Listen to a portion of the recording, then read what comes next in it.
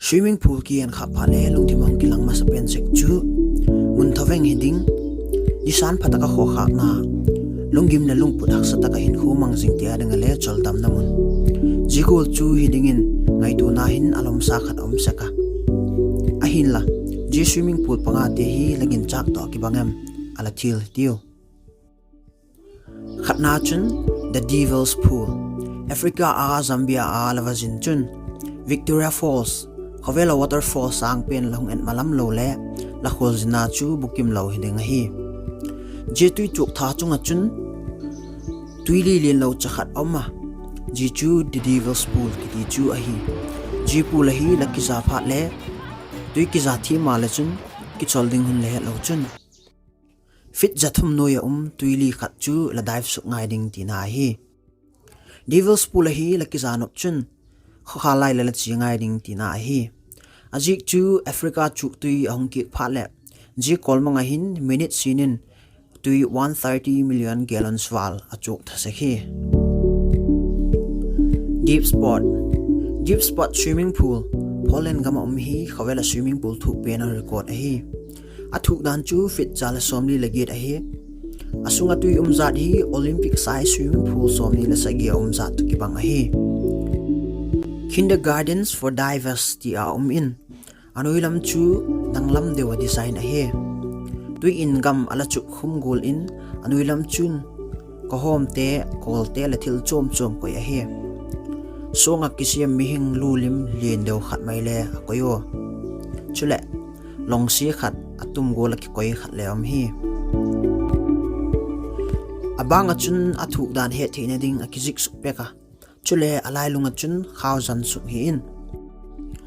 diver stand halloween bangting atung su thei mun ti tes nan amang sakoi hotel Hubertus Italy hotel Hubertus hi Mount Dolomite dolam panga in kumsile Khawvel mun chom pat mi asing asim ji rooftop pula hi kizap dingin ang sakoi banghem a special big na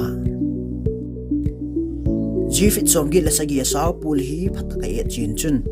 cha khom tam lo be pakido kang hi lai kilom hi achung lama chun mi khi thak ding vieng na bang a hi lo le dai dong go jing chale kan a hi po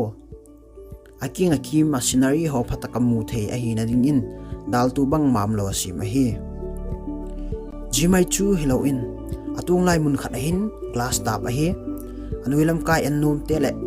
deep chak thanom tia dingin jita ka chen ki za the hi Khawvel pumpi swimming pool la pen la ka khat chu leitu la hilo in van panglam dewa a hi Houston Texas a Market Square in sang chung chu swimming pool a sim a hi J rooftop swimming pool ning khat chu glass mang cha zop saw a hi thisan ha dan tes nom te aning in mat thei ding a hi in song sang lek vela ladin pha le ai lo le ko lek vela ladin pha le ladip dap dan cha khu ngai to le chun ji swimming pool hi la ki za pha le bangola ding la hem ti chu hedok thein la fiberglass asi ma hi ki choi do zo phat chu pa zo ding ngai tu a hi Himalaya fit janga asanga hi zikin ichuk suk na ding zo si mu chu choldam taladin gen chak poima jipu lahi ki jana chance mulechun azob benalam kayo hin law ki zap de Marina Bay Sand hi swimming pool lakat saupen lalin pen a genus book of record in alatep de a hi jijet hi chu amelet mai le tha nop jing hi galapat yet chun longlin pi khat skyscraper pathum chung akhi koi hila kilom hi leitula pat fit jagu kasang a in pula chun ikiza chun gip kot thim male Khawvel pumpi chunga kaldok akibang jing hi eili tu lo hel in nop nalam athil theya Singapore khapi chung a sum laka longa ki kitol abang jing hi jichun swimming pool top na ang pui tung kita khatve alamang phakir tino bolding hello te khan bang ma bol lo di hian